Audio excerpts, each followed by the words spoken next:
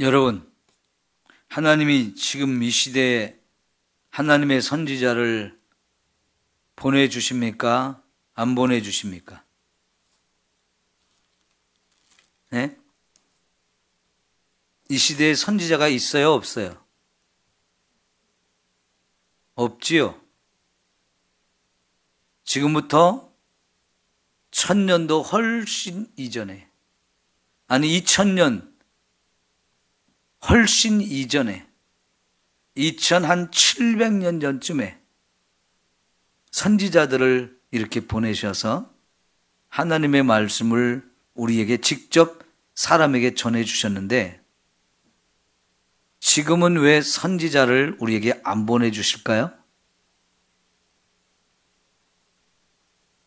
선지자들을 통해서 우리에게 하시는 말씀을 이미 과거에 다 말씀해 주셨기 때문에 지금은 구약시대와 같은 선지자를 우리에게 보내주지 않는 거예요.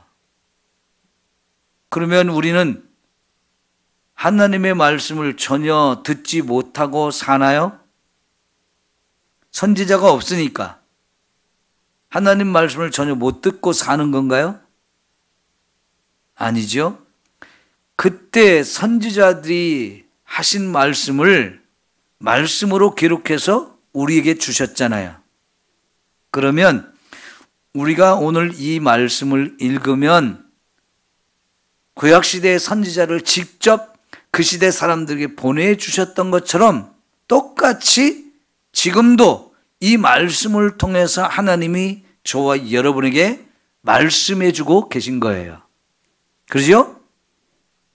그러니까 우리가 2700년 전 구약시대의 사람들이 선지자를 통해서 하나님의 말씀을 직접 들었던 것처럼 우리가 이 말씀을 읽거나 이 말씀을 들을 때에 지금 하나님이 나에게 직접 하시는 말씀이다. 선지자들을 보내서 그 선지자가 나에게 하나님의 말씀을 전해주는 것이다. 이렇게 들어야 합니다.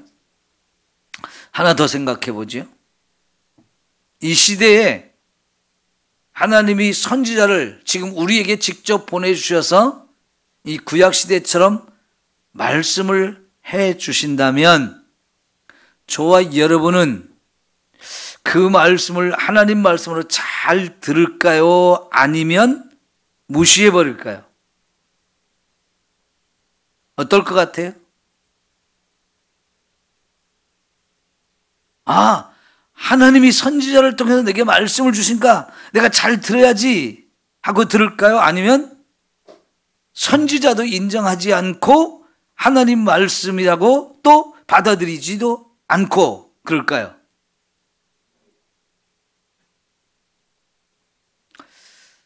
(2700년) 전 선지자를 통해서 하나님의 말씀을 받았던 사람들, 특히 아모스, 우리가 전에 보았던 요엘, 또 호세아, 이런 선지자들이 말씀을 전할 때 그때 사람들이요, 저분이 하나님이 보내신 선지자야 하면서 말씀을 잘 귀담아 들은 게 아닙니다.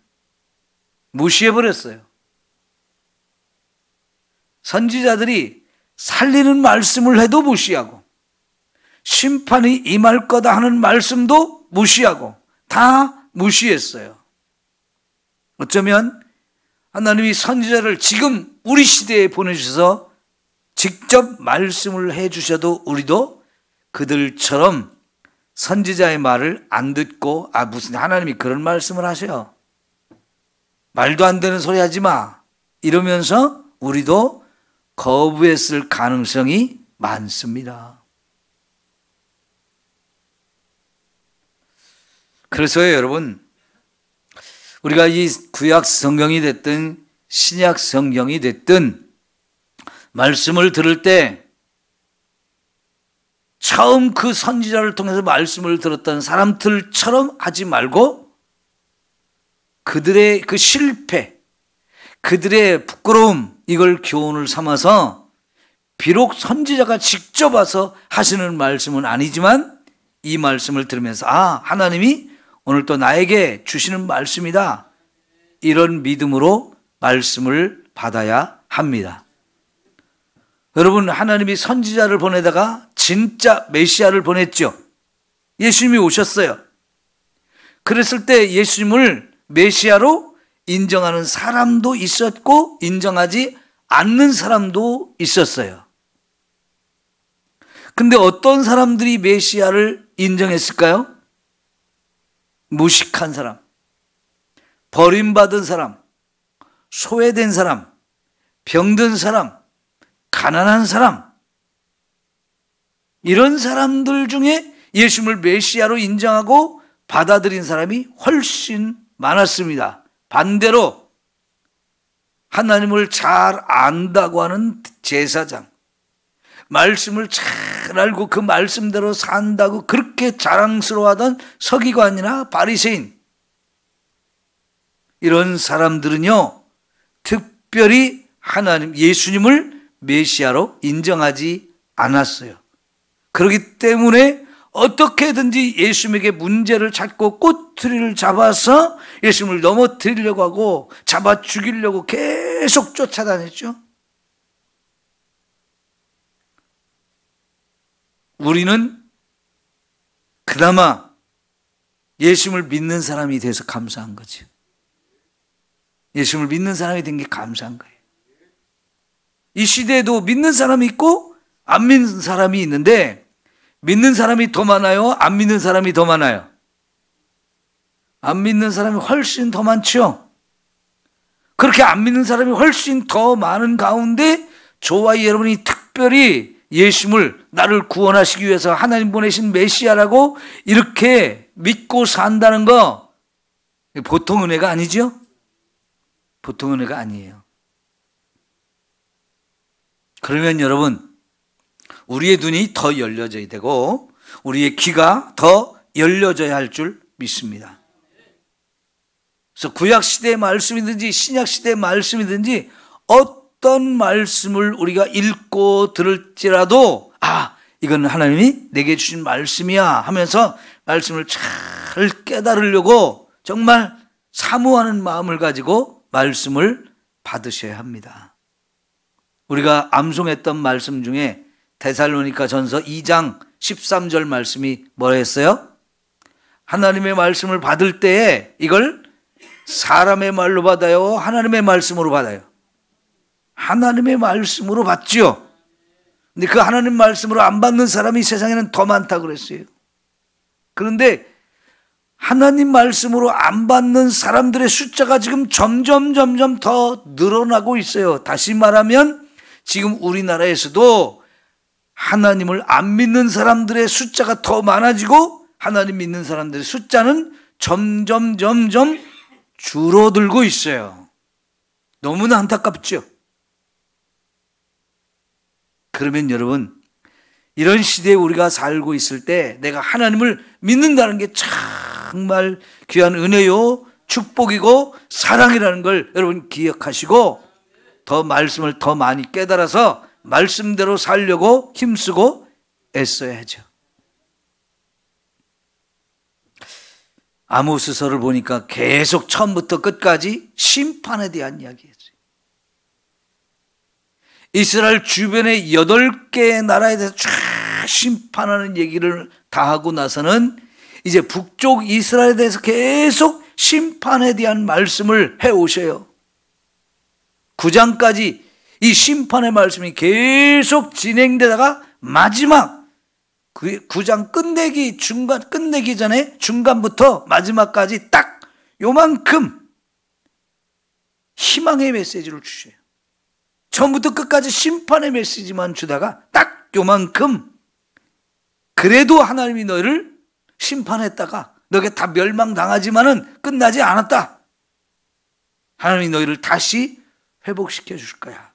그 얘기 마지막으로 하고 끝났거든요.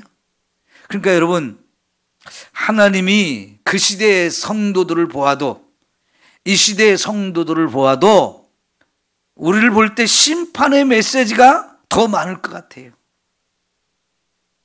하나님이 직접 지금 이 시대의 선지자를 보내도 우리를 보실 때 우리가 어떻게 신앙생활을 하느냐, 책망받을 일이 더 많다는 얘기죠. 칭찬받으며 상받으며 복받을 이야기보다는 책망받으면서 우리가 심판받아야 되는 우리의 죄 문제, 이런 것들을 더 적나라하게 파헤칠 것이 생각되지 않아요? 이제 7장부터 9장 끝나기 전까지요, 이제 3부가, 아모스서의 3부가 시작이 되는데 5개의 환상에 대해서 이야기를 하십니다. 하나님이 직접 아모스에게 환상을 보여줘요. 오늘 3가지 환상에 대해서 말씀이 나왔는데요, 첫 번째 환상은 메뚜기 환상이었어요. 메뚜기가 푸른 풀을 다 뜯어먹었다. 그런데 이 풀이라는 단어가 원어로 보면 그냥 단순히 풀만, 잡초만 얘기하는 게 아니고요, 곡식을 말하는 겁니다. 곡식. 사람이나 또 짐승들이 먹을 곡식을 말하는데 이걸 싹 쓸어 먹는 거죠. 뭐가? 메뚜기가. 여러분, 메뚜기 환상 많이 나와요. 대표적으로 출애굽기에서 하나님이 애굽에 10가지 재앙을 내리던 중에 메뚜기 재앙이 있었죠.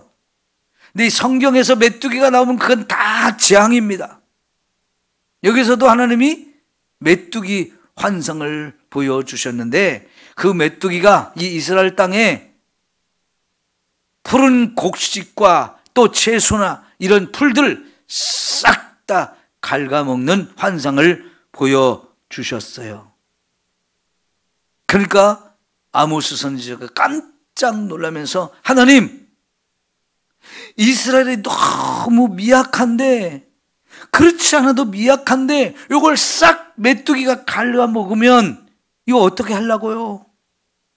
이 백성 좀 불쌍히 여겨주세요 하면서 선지자가 중보기도 해요. 왜냐하면 이 메뚜기 환상은요, 하나님의 심판의 메시지거든요. 그러면 결국 이스라엘 백성들이 다 굶어 죽을 수밖에 없는 상황이 될 텐데 너무 가혹합니다. 무섭습니다. 제발 이 백성 좀 불쌍히 여겨주세요. 하나님이 어떻게 하셨어요? 이 메뚜기 환상을 보여주셨다가도 내가 뜻을 돌이키겠다. 내가 뜻을 돌이키겠다. 그래가지고 정말 메뚜기 환상을 하나님이 보여주시기는 하셨는데, 그 심판을, 이야기를 보여주셨는데 거두겠다, 취소하겠다, 이렇게 말씀을 하신 거예요.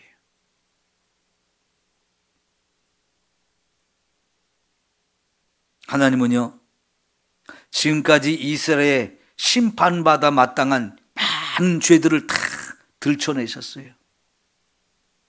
그리고 이제 하나님의 심판이 임할 것을 구체적으로 보여주는데 메뚜기 환상이었어요. 이거는요, 메뚜기는 하나님이 준비하셨다고 했어요. 하나님이. 진짜 메뚜기를 보내서 이 푸른 열매, 곡식들을 싹 다 긁어먹는 것일 수도 있고, 사실은 메뚜기가 아수르 군대를 상징하는 것일 수도 있어요.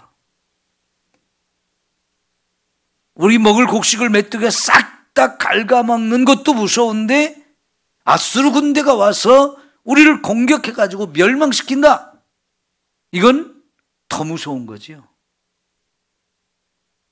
그런데 선지자가 제발 좀 참아주세요, 제발 좀 불쌍히 여겨주세요, 중보기도를 했어요. 그랬더니 하나님이 계획하셨던 심판을 취소하겠다라고 말씀을 하세요. 정말 다행스러운 일이죠. 여러분, 저와 여러분이 이 금요일마다 중보기도 하는 것, 혹은 여러분이 새벽에 와서 중보기도 하는 거, 그렇게 중요한 거예요. 네? 저와 여러분의 기도에 의해서 누군가를 살리고 죽는 것이 결정될 수 있다는 얘기예요. 내가 뭔데 나의 기도로 누군가를 살리고 죽는 것을 결정할 수 있을까요? 여러분, 하나님과 우리의 관계는 바로 그런 관계예요. 왜요? 하나님 우리 아버지시기 때문에, 우리는 그분의 택한 자녀이고 구원한 자녀이기 때문에 하나님께서 저와 여러분의 기도를 그렇게 들어주시는 거라고요. 아까 우리가 암송했던 요한복음 15장의 말씀에도 너희가 내 안에 가면 무엇이든지 원하는 대로 구하라, 그리하면 이루리라. 이 우리가 하나님 안에 거하면서 믿음으로 구해가지고 그렇게 하나님이 우리의 기도에 응답하시는 거, 그게 우리 예수 믿는 사람들이 삶에서 맺어야 될 열매 중에 한 가지예요.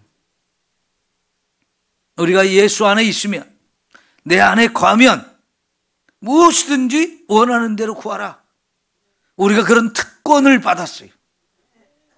우리가 기도하는 거, 원하는 거 무엇이든지 주님께 말하면 다 들어주시겠다라고 약속하시는 말씀이잖아요. 우리가 자녀들을 기르면서 자녀들이 뭔가 약속을 하면 그거 반드시 지키죠. 여러분, 우리가 자녀들에게 약속할 때 내 능력 밖의 일을 해주겠다고 약속하는 일은 별로 없어요. 대부분은 내가 능력 안에서 할 수 있는 것을 약속하고, 그리고 그것은 우리가 반드시 해주잖아요. 아이들도 엄마 아빠가 약속했으니까 빨리 들어줘 말하면 뭐 거절하지 않고 내가 할 수 있는 일이니까 다 해준단 말이죠. 그러나 옆집 아이가 와서 부탁하면요, 들어줄까 말까 고민하잖아요. 그죠? 그 아이하고 나하고는 그냥 옆집 사는 이웃일 뿐이에요. 그럼 내 자녀들이 하는 얘기는 무엇이든지 다 들어줘요. 내가 부모가 먼저 약속하지 않았어도 내 자녀가 원하는 것이라면 다 해주고 싶잖아요. 지금 하나님과 우리의 관계가 바로 그런 관계잖아요. 너희가 내 계명을 지키면 너희는 종이 아니고 아들이다. 종이 아니라는 거예요. 종은 주인한테 뭘 요구할 권리가 없어요. 자유도 없어요. 그러나 자녀이면 마음껏 구할 수 있어요. 마음껏. 그래서 그 자녀된 저와 여러분이 하나님 앞에 기도할 때 그것이 어떤 사람을 살리는 일일 수도 있고 죽이는 일일 수도 있다는 얘기예요. 그러니까 우리 여러분 기도 열심히 해야죠. 우리의 기도는 나만을 위한 기도가 아니고 정말 우리가 중보기도 해줘야 할 대상이 우리 주변에 너무나 많아요. 그리고 내가 그들을 위해서 기도할 때 그 기도가 하나님이 반드시 들으셔서 그 사람을 살릴 수도 있고 죽일 수도 있어요. 여러분, 아브라함도 소돔과 고모라 성을 하나님이 심판하려고 할 때 하나님 그 성에 의인 10명이 있으면 좀 봐주면 안 돼요? 하나님 그것도 들어주시겠다고 하잖아요. 10명이 있으면 내가 그 성을 멸망시키지 않을게. 사실 하나님께서 아브라함의 기도를 들으시고 그 성에 정말 10명만 의인이 있었으면 멸망시키지 않으려고 했어요. 근데 안타깝게도 의인 10명이 없을 정도로 그 성에 있는 사람들은 다 심각한 죄인이었죠. 그러니 더 이상 그걸 용서할 수도 없고 용납할 수도 없어서 하나님이 심판하셨지만 하나님도 본심은 뭐냐면 아무리 죄인이지만 살리고 싶었어요. 그 성에 의인 10명만 있으면 그 사람들 때문에 나머지 사람들 아무리 큰 죄인이지만 멸망 안 시키려고 했어요. 그걸 아브라함이 기도했으니까요. 그죠? 여러분, 시내산 밑에서 이스라엘 백성들이 하나님 대신에 금송아지 만들어 놓고 이것이 우리를 애굽에서 인도한 하나님이다라고 말하면서 그 앞에서 막 춤을 추며 제사를 드리며 막 절기를 지키고 환 축제를 지킬 때 하나님이 깜짝 놀랐죠. 아니, 이놈들이, 내가 애굽에서 구원해내준 이놈들이 이딴 짓을 해? 이거는 다 죽여야지. 하나님 화가 이렇게 났어요. 그래서 모세한테 야, 네가 내려가서 한번 이 백성들 꼬라지 좀 봐라. 뭔 짓 하는지. 내가 이들 다 멸망시키고 너 한 사람을 통해서 내가 새로운 민족을 만들 거야. 모세가 좋았어요? 안 좋았어요? 나만은 살려주고 내 후손을 통해서 새로운 민족 만들어가지고 그들을 가나안 땅으로 데리고 와서 거기서 가나안 땅에 그 사람들 다 멸망시키고 네 후손으로 새로운 나라를 만들게 해줄게. 이거보다 더 큰 축복이 어디 있어요? 이보다 더 자랑스럽고 영광스러운 일이 어디 있어요? 진짜 대단한 축복을 지금 모세에게 말씀하는 거거든요. 그런데 모세는요, 자기가 받을 축복, 이게 커 보인 게 아니고요, 지금 멸망당할 이 백성이 더 크게 보인 거예요. 이들을 살리는 게 더 중요해 보인 거예요. 그래서 모세가 뭐라고 그랬습니까? 내 이름을 하나님의 생명책에서 지워버릴지언정 이 사람들은 좀 살려주면 안 됩니까? 이 사람들의 생명하고 내 생명하고 바꿔서 나를 죽이시고 나 천국 못 가라도 좋으니까 이 사람들 살려주면 안 될까요? 모세의 중보기도예요. 모세의 중보기도 하나님 들으셨어요? 안 들으셨어요? 예? 들으셨죠? 그래서 정말 죽어 마땅한 그 시대에 이스라엘 백성들의 죄를 다 용서해 주셨어요. 그 일이 3번이나 있었어요. 3번이나. 그런 일이 똑같이. 이스라엘 백성 전멸당할 위기가 3번 있었고요. 모세가 그때마다 자기 생명을 내놓고 중보기도 하면서 살려주세요. 차라리 내 생명을 가져가세요. 그때마다 하나님은 모세의 중보기도를 듣고 이스라엘 백성을 살려주셨습니다. 야고보서 5장에 보면 엘리야의 얘기가 나와요. 엘리야도 우리와 성정이 똑같은 사람이다라고 말씀하잖아요. 모세가 기도할 때 하늘문을 싹 닫아버리셨던 하나님, 그래서 이스라엘 땅에 비가 오지 않아서 3년 6개월 동안 먹을 것 찾지 못하고 다 굶어 죽을 판인데 엘리야가 다시 기도하니까 하나님이 딱 하늘문을 열어서 비를 주셔서 그들이 살 수 있는 길을 열어주셨죠. 그 엘리야의 기도에 하늘문이 열리느냐 닫히느냐 이것도 하나님이 해 주셨잖아요. 그런데 하나님이 뭐라고 말씀하면 그 엘리야하고 우리하고 다를 거 없다. 똑같은 사람이야. 엘리야라고 특별한 사람 아니야. 우리하고 엘리야하고 똑같아. 그러면 우리가 기도하는 것도 하나님이 그렇게 들어주신다라고 말씀하셔요. 그러면 여러분, 우리도 그런 기도를 해야 되지요? 당연히 해야 돼요. 그러면 그 기도를 들으시고 하나님이 얼마든지 사람을 살리고 죽이는 일 하실 수 있어요. 그러면 여러분, 우리 주변에 지금 하나님 안 믿고 있는 사람들 그냥 내버려 두실 겁니까? 아니면 살려달라고 기도를 하실 겁니까?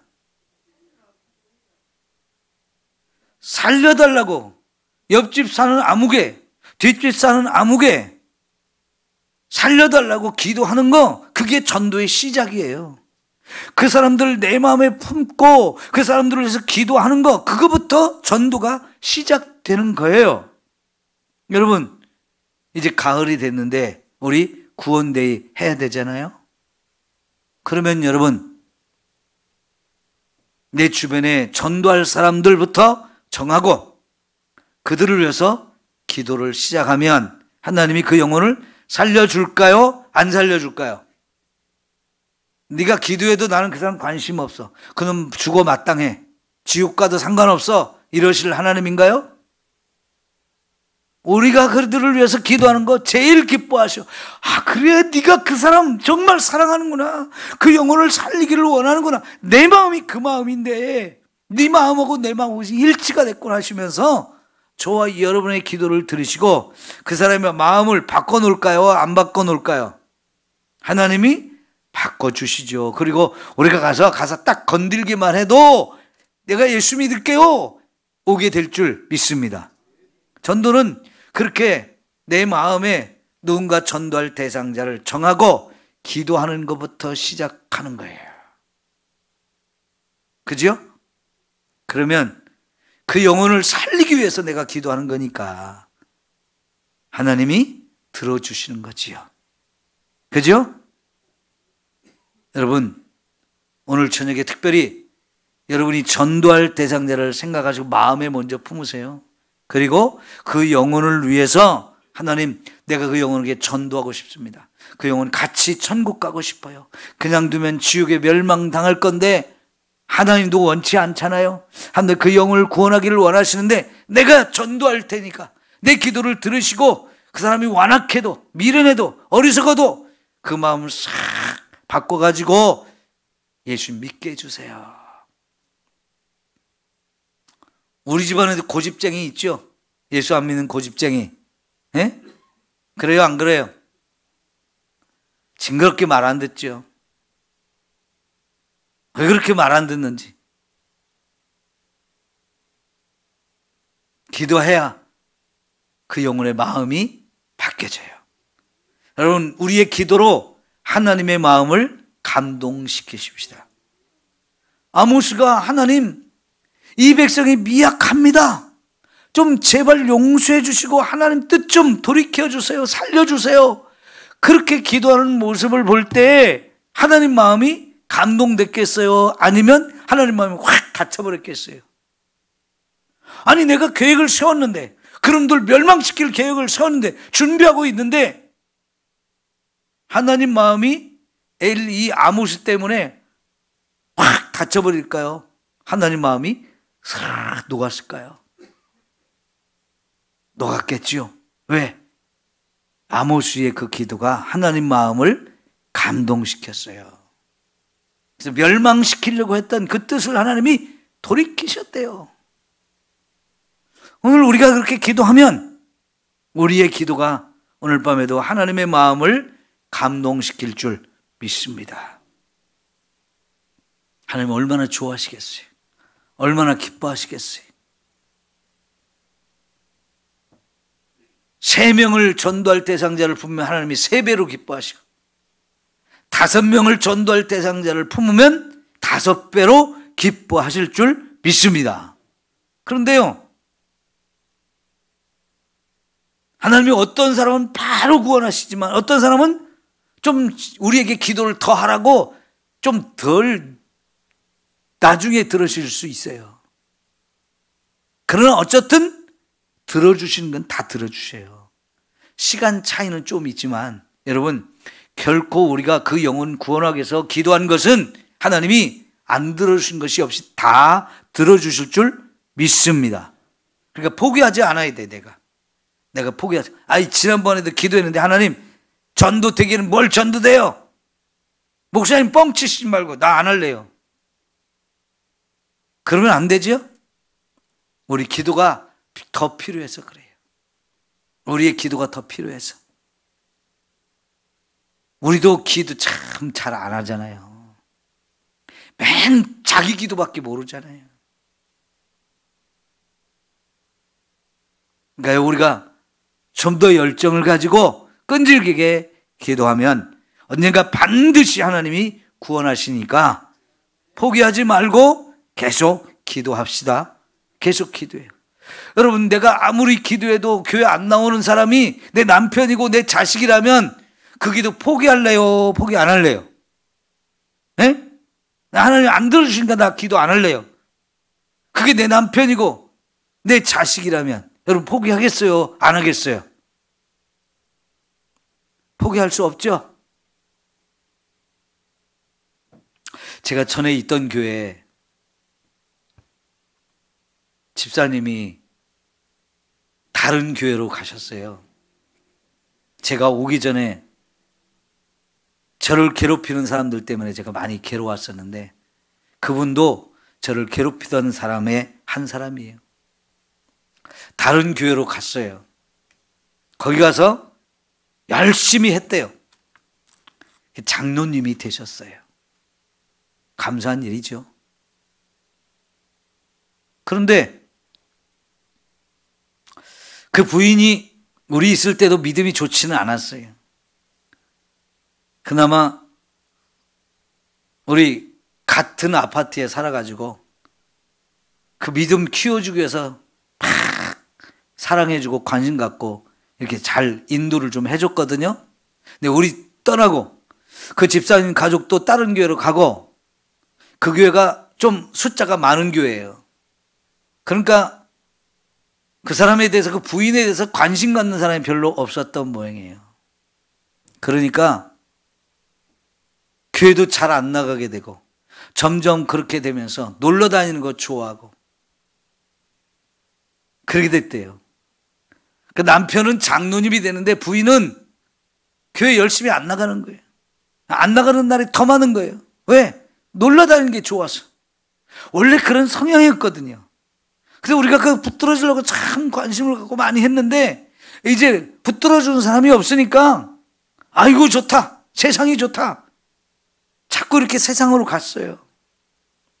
그런데 요 며칠 전에 그쪽에 있는 사람이 전화를 해가지고 목사님, 그 아무개 집사가 뇌졸중으로 쓰러졌대요.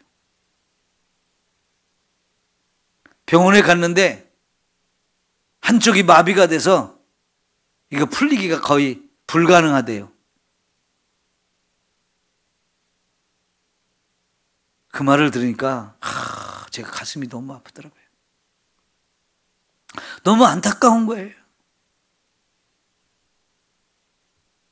여러분, 그러면 그 남편 된 입장에서 나는 더 열심히 신앙생활을 하려고 막 노력해가지고 교회 장로님이 되셨는데 부인은 그 믿음이 안 되니까 같이 따라가지를 못해요.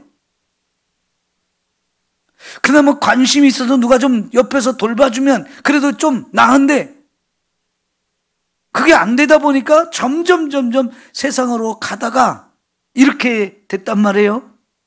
그럼 남편 입장에서 자기 아내를 바라볼 때 지금 마음이 얼마나 아플까요? 네?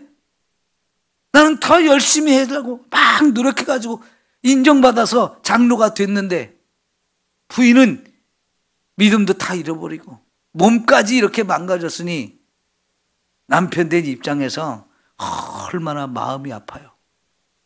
여러분, 그런 경우 우리 말하죠. 죽여 살려.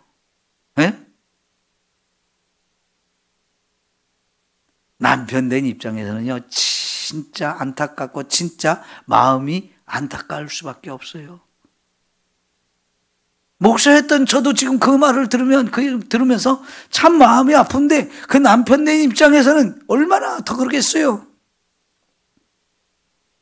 진짜 이제 이게 병원에서 치료가 안 돼가지고 계속 한쪽 마비가 되어서 살거나 아니면 일어나지 못하고 계속 누워있는 사람이 되어진다면 남편이 그걸 얼마나 돌봐야 될 수 있을까요?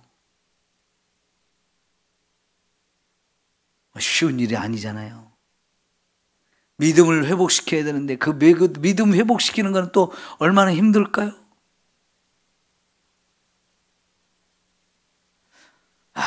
여러분 참 세상에는 우리가 포기할 수 없는 사람들이 있어요. 그죠? 아무리 미워도 내 남편이고 아무리 미워도 내 자식이라면 포기할 수 없잖아요. 그것처럼요. 저와 여러분이 누군가를 전도하려고 마음을 먹었으면 포기해서는 안 돼요. 포기하지 말고 한 번 기도해서 안 되고 두 번 기도해서 안 되고 세 번도 안 되고 될 때까지 해야 돼요. 이 사람 제껴놨어. 이 사람 안 되니까. 그러지 마시고요. 계속 전도하고 계속 기도하고 하다 보면 그 영혼이 돌아오게 하실 줄 믿습니다. 구원받게 하실 때가 있어요. 우리 교회 바로 여기 뒤에 이사 온 사람 혼자 사시잖아요. 이사 올 때부터 우리 김전 장로님이나 저나 또 이렇게 전도 대상자로 그 양반을 마음에 품으신 분들이 여럿 있을 거예요. 저쪽 뒤쪽에 새로 짓고 들어온 집 있잖아요. 거기 남편 되시는 분, 부인은 오시는데 남편 되시는 분 전도하려고 마음에 품은 사람이 많아요. 그런데 사실은 요 뒤쪽에 있는, 교회 뒤쪽에 있는 그 양반은 부들부들해요. 나올 것처럼 얘기해요. 근데 저 뒤에 계시는 분은 자기 부인만 데리고 가래. 자기는 안 간대. 내가 파출소장이었는데 파출소장할 때 교회 다니는 것들이 자꾸 나쁜 짓 해가지고 잡혀오는 걸 너무 많이 봐가지고 나는 교회 안 간다고. 교회 안 간다고. 우리 부인이 교회 잘 다니니까 우리 부인 데리고 가라고. 그렇거든요. 그 양반이 안 나올 줄 알았어요. 근데 쉽게 나오더라고. 지금 열심히 주일날 안 빠지잖아요. 네, 여러분, 우리가 보는 눈하고 하나님이 하시는 것은 틀려요. 우리가 볼 때는 이 사람이 쉬운 것 같고 저 사람이 어려운 것 같지만은 하나님은 그 어렵게 느끼는 그 사람이 어느 날 교회에 올 줄, 다 기도한 사람들의 은혜로 그렇게 되어진 줄 믿습니다. 네? 그거는 때는 하나님이 정하시는 거고 우리는 될 때까지 포기하지 않고 기도하면 됩니다. 같이 기도합시다. 네. 전도대상자 꼭 품고 기도하세요. 자, 그런데 두 번째 환상을 하나님 또 보여주시는 거예요. 이번에는 불을 환상을 보였어요. 불로 징벌을 할 거다 하면서 환상을 보여주는데 이 불이 큰 바다를 삼키고 육지까지 먹어버릴 거다 그랬어요. 여러분, 불이 바다를 삼킨다면 그 불이 보통 불이겠어요? 네? 바닷물을 싹 다 말려버릴 정도의 불이, 대단한 불이라면 그 불은 어마어마한 불이죠. 그 불이 육지로 옮겨오면 뭐 더 육지에 있는 건 더 잘 타죠. 네? 바닷물까지 싹 다 말려버릴 정도의 불이다. 이건 대단한 불이잖아요. 그러니까 이 불의 환상은 메뚜기 환상하고는 비교가 안 될 정도로 너무나 무서운 더 큰 환상이에요. 더 무서운 심판이에요. 바다를, 큰 바다, 작은 바다가 아니고 큰 바다를 삼켜버린다니까. 그런데 그 불이 육지로 와가지고 육지에 붙으면 그 뭐 육지에 있는 건 나만 할 게 하나도 없는 거지요. 그런 불의 환상을 보여주니까 아모스가 또 어때요? 또 마음이 불타가지고 하나님 제발 좀 그 심판 좀 거둬주세요. 이 이스라엘 이 백성이 너무 미약하잖아요. 어떻게 살 수 있습니까? 좀 살려주세요. 용서해 주세요. 또 중보기도 했어요. 하나님이 이 아모스의 기도도 들어주셨어요. 네? 더 큰 심판을 준비했다면 죄가 더 깊어졌다는 얘기예요. 아무리 아모스가 선지자가 되어서 이스라엘 백성들의 죄를 책망하면서 너희들 죄가 이렇게 깊은데 좀 회개 좀 해. 그래야 너희가 살지. 안 그러면 진짜 하나님의 심판이 임해가지고 너희들 다 죽는다. 막 이렇게 저렇게 그렇게 메시지를 전하지만 하나님 말씀으로 안 듣고 회개하지 않으니까 하나님이 더 무서운 심판을 준비할 수밖에 없었죠. 여러분, 애굽에 내린 10가지 재앙을 보면 처음 내리던 재앙부터 이렇게 점점 더 무서운 재앙, 더 큰 재앙으로 임하잖아요. 그죠? 근데 왜 10번째까지 재앙을 받은 거예요? 하나님은 첫 번째 재앙부터 이렇게 재앙을 내리면 저들이 회개할까 하면서 재앙을 내렸어요. 그런데 회개를 안 하잖아요. 두 번째 더 큰 재앙으로, 더 센 재앙으로 하니까 또 회개를 안 하잖아요. 근데 세 번째부터는요, 마음이 조금씩 움직여요. 애굽의 왕이 내가 잘못했다고, 나 용서해달라고. 그러니까 하나님이 그 말을 듣고 재앙을 싹 거두셨어요.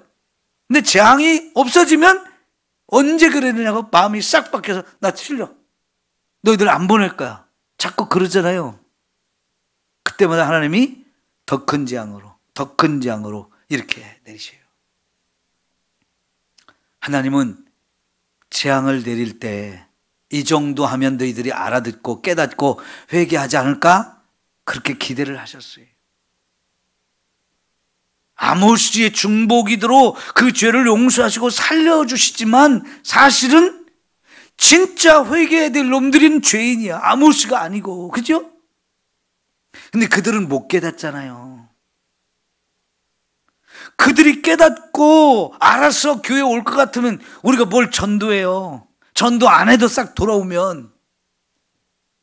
그들은 못 깨닫는 사람들이고 절대로 자기가 죄인이고 멸망당할 뜰 거를 알지도 못하면서 계속 더 악한 길로, 죄의 길로 달려가는데 그냥 두면 다 지옥 갈 거니까 마음이 아픈 건 나예요. 우리예요. 그 사실 나는 예수 믿는 저와 여러분이 그들을 대신해서 기도해가지고 그들을 살려야 되지 않습니까? 그들은 심각한 걸 몰라요. 하나님이 더 무서운 심판, 더 무서운 재앙을 준비했는데 전혀 몰라요. 이 참 너무 안타까운 거잖아요. 근데 그거를 아는 아모스는 어때요?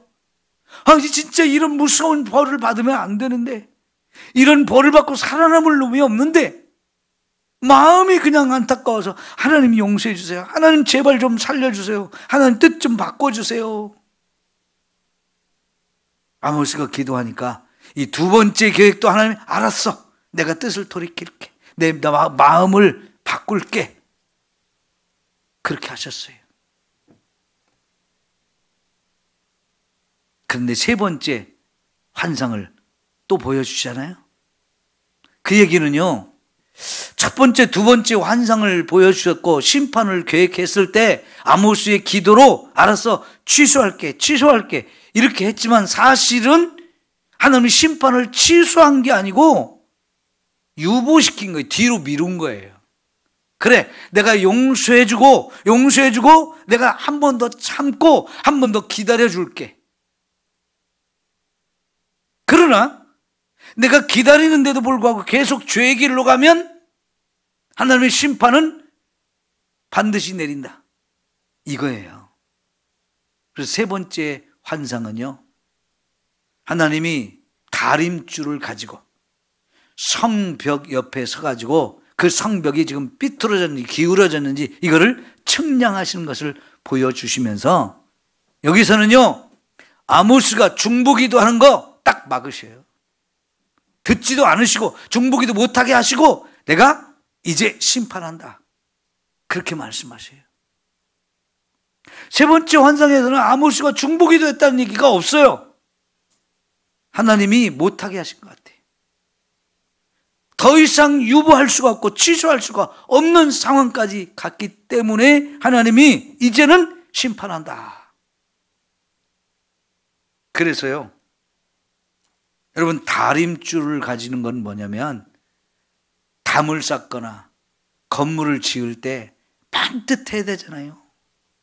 여기 기울어지면 얼만가 무너지니까 다림줄을 가지고 반듯하게 세우는 거거든요.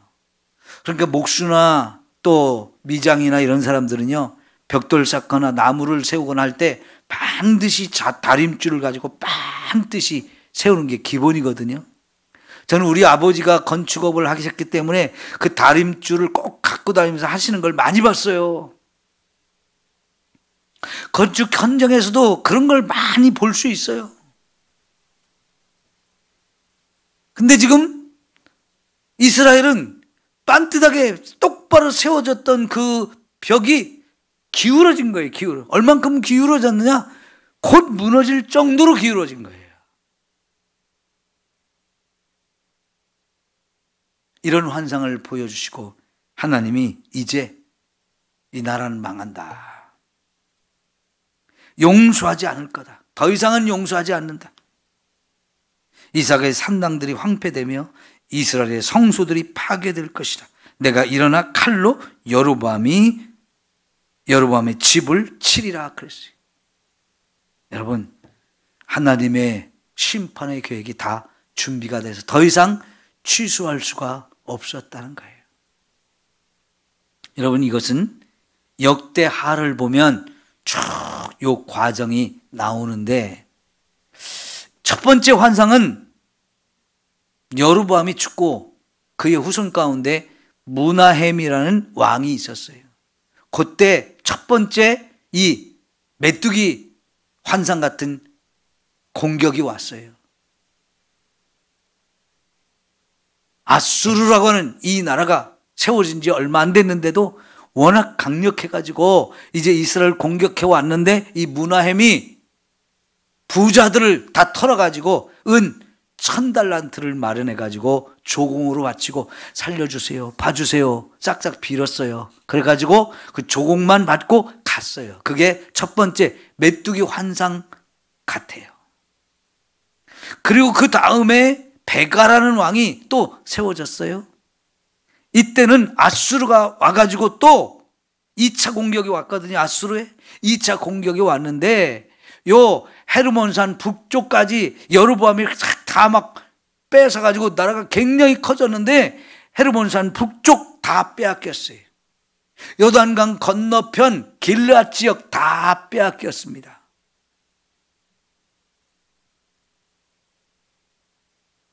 그런데 그만큼만 빼앗고 그리고는 물러갔어요. 그때 잘못했다고 싹싹 빌었어요.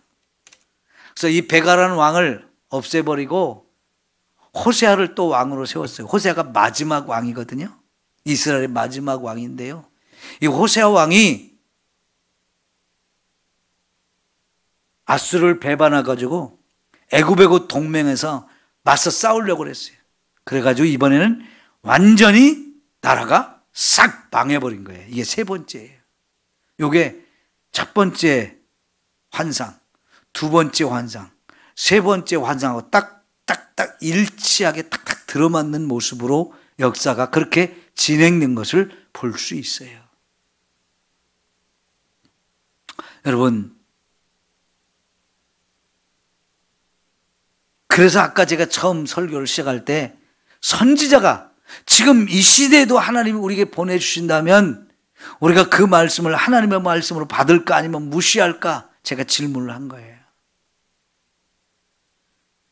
이미 2700년 전에 있었던 사건이지만 이 말씀을 기록해서 우리에게 보여주시는 것은 선지자가 이 시대는 없지만 이 말씀을 통해서 이 시대에 우리가 나는 지금 어떻게 신앙생활하고 있는지, 하나님 보실 때 심판받아 마땅한 모습이 더 많은지 칭찬받을 모습이 더 많은지를 이 말씀을 통해서 우리가 각자 점검해야 되는 거예요. 지금 우리 눈에는 아모스 선지자가 없어요. 과거에, 정말 오래전 과거의 선지자지만 하나님이 그 선지자를 보내서 말씀하시는 것과 똑같다는 얘기예요. 여러분, 이런 말씀을 통해서 내 자신을 보아야 돼. 나는 지금 이 시대에 어떻게 살고 있는가? 우리 교회는 지금 제대로 가고 있는가? 이 땅의 교회들은 지금 바른 길로 가고 있는가? 이 나라는 지금 바로 가고 있는가? 이런 것들을 우리가 살펴보면서 나도 살고 교회도 살고 이 나라도 살게 해야 되지 않을까요? 중요한 우리의 책임이 있어요. 아모스처럼 중보기도자가 되어서 나와 내 가정을 살리고 우리 교회를 살리고 한국 교회를 살리고 이 나라를 살릴 수 있는 저와 여러분이 되어야 하지 않겠습니까? 그래서요, 이런 말씀을 우리가 제대로 받아야 되는 거예요. 여러분, 미국과 우리의 관계가 지금 심상치 않잖아요. 대통령이 잠을 못 잘 것 같아. 미국이 우리한테 요구하는 게 너무나 강도 같아, 강도. 3,500달러를 미국에 투자를 하라고 그러는데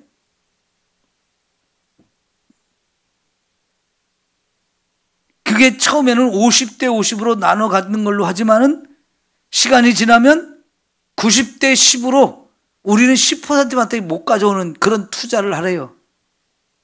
이게 날강도 아니에요? 근데 이거를 사인을 할 수도 없고 안 할 수도 없고 지금 아주 대통령이 진퇴양난이에요.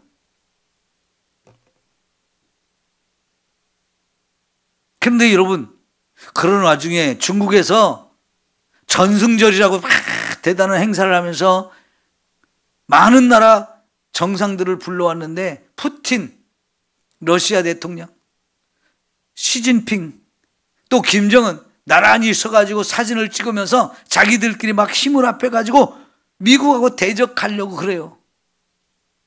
여기 우리나라는 중국하고 한 편을 먹어야 되나 말아야 되나, 이 심각하게 또 고민이 되잖아요.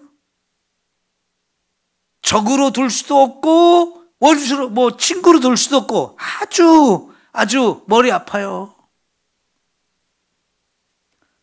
그러니까 노무현 대통령 말대로 대통령 해먹기 참 힘들어요. 네? 못 해먹을 것 같아. 우리한테 대통령 하라고 하면 못 해먹을 것 같아. 그래도 서로 한다 그러는데 그 어려운 자리 서로 하겠다 그러는데, 야, 여러분, 지금 대통령이 뭔가 하나 딱 판단 미스하면, 판단을 잘못하면 온 나라가 힘들어요. 결정 하나 잘못하면 우리 다 힘들어요. 여러분, 민주당이 사실은 악법들을 많이 계획하고 있고 이상한 법들을 자꾸 만들어 왔어요. 지금도. 그리고 또 앞으로도 계획이 많이 있어요. 현재 발의해 놓은 악법도 많아요. 그거 다 되면 진짜 우리가 통곡할 일이 생겨요. 네? 민주당이 그런 법들을 만들도록 우리 그냥 둬야 되는 겁니까? 이런 법 만들지 못하도록 우리가 기도하지 않으면 안 돼요.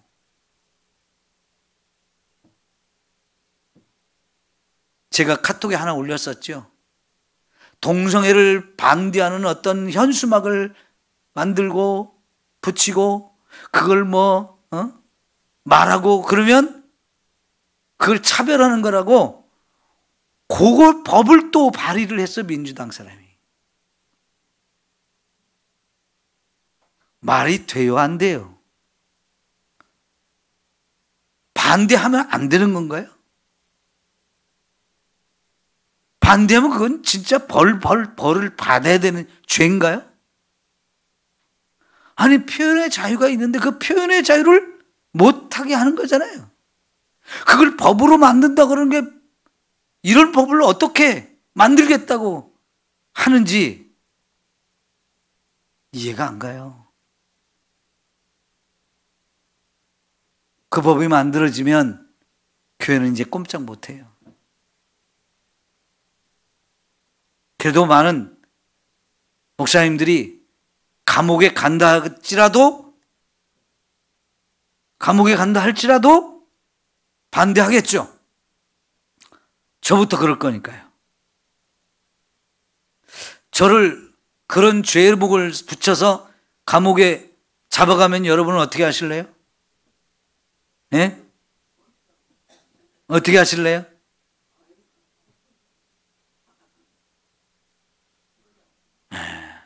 교회가 어려움을 당하겠죠. 여러분도 고민이 되겠죠.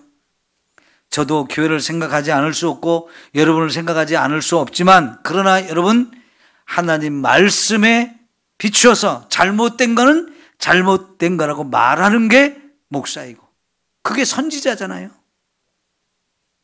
나 감옥 갈 거 무서워서 할 말을 못한다. 그러면 목사가 아니죠. 선지자가 아니죠. 저는 아무리 그것이 죄라고 법을 만들어서 감옥 보내겠다, 벌금을 물리겠다 해도 저는 벌금도 안 낼 거고 감옥 가라면 감옥 갈 거예요. 그때는 여러분이 어떻게 할지를 알아서 결정하셔야 돼. 저를 따라서 같이 감옥에 가든지 청와대를 가든지.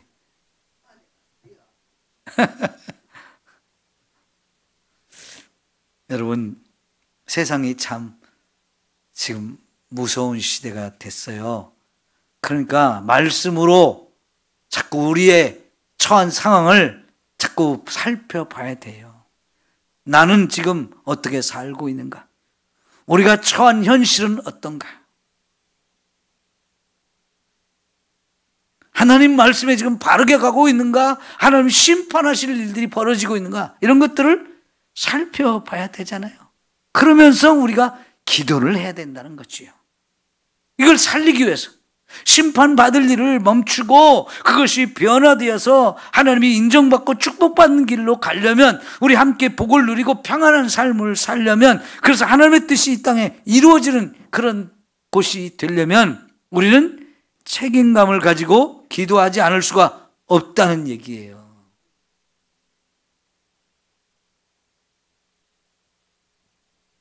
여러분, 우리 시대적인 사명이 있어요. 내가 이 시대에 살기 때문에 이 시대에 우리와 나와 우리, 그리고 우리 교회, 이 땅의 교회, 이 나라를 생각하면서 우리가 사명감을 가지고 아모스처럼 중보 기도자가 되어야 하는 거예요. 같이 기도합시다.